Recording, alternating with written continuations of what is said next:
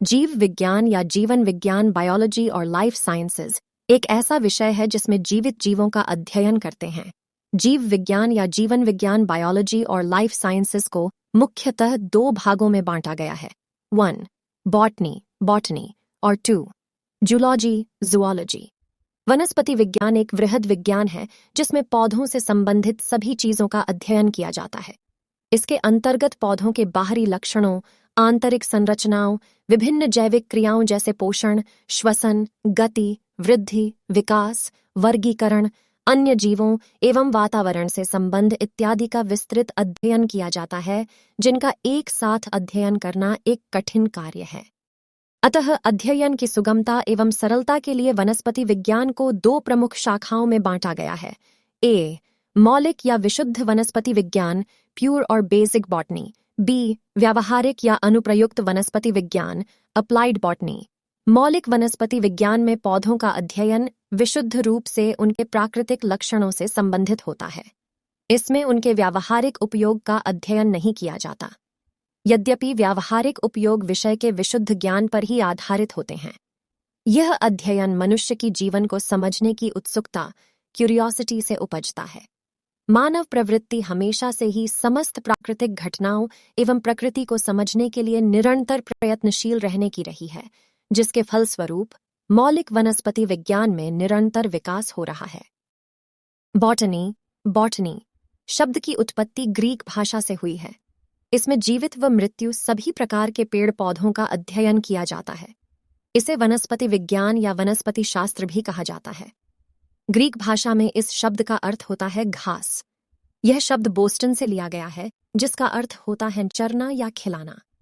संसार में मिलने वाले सभी प्रकार के पेड़ पौधों का अध्ययन बॉटनी के अंतर्गत किया जाता है।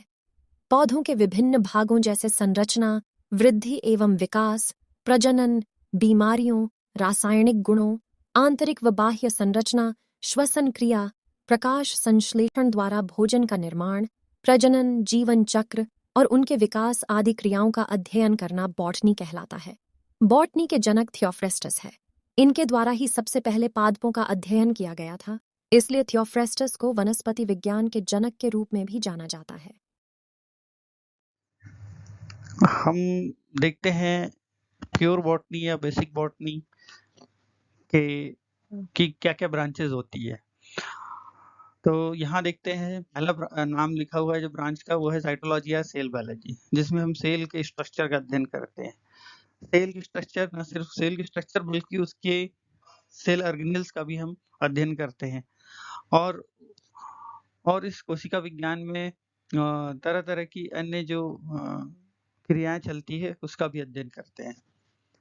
और पेलियोबॉटनी का मतलब होता है study of fossil plants and plant evolution, कि कैसे प्लांट इवॉल्व किए हैं, उत्पन्न हुए हैं और उनका फॉसिल रिकॉर्ड हमारे पास क्या है, जिसको हम अध्ययन करते हैं पेलियोबॉटनी में।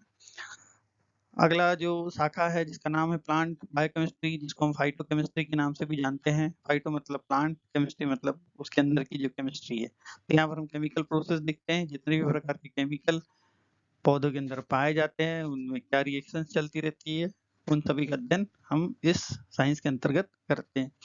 अगली शाखा का नाम है फाइटो जियोग्राफी। फाइटो मतलब प्लांट, जियोग्राफी मतलब भूगोल। तो यहाँ पर हम देखते हैं कि पौधों का कैसा डिस्ट्रीब्यूशन है।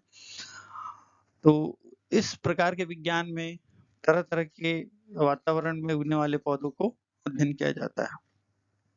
इसके बाद अगली शाखा है जिसका नाम है प्लांट एनाटॉमी। एनाटॉमी मतलब आंतरिक संरचना को देखने का कार्य किया जाता है कि पौधे के अंदर कैसी कैसी संरचनाएं और वो क्या क्या काम करती है। इसके बाद हम देखते हैं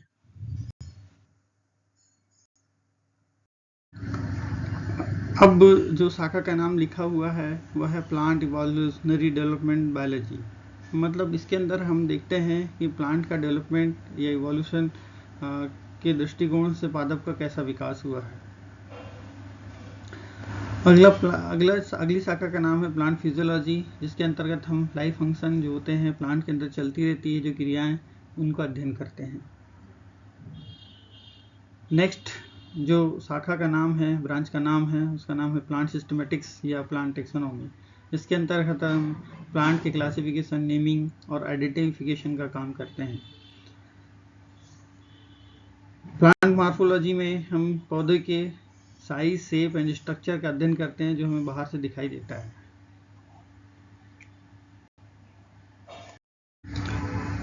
ब्रायोलॉजी में हम ब्रायोफाइट्स का स्टडी करते हैं। बैक्टीरियोलॉजी में हम बैक्टीरिया का अध्ययन करते हैं और माइक्रोबायोलॉजी में माइक्रोब्स का अध्ययन करते हैं।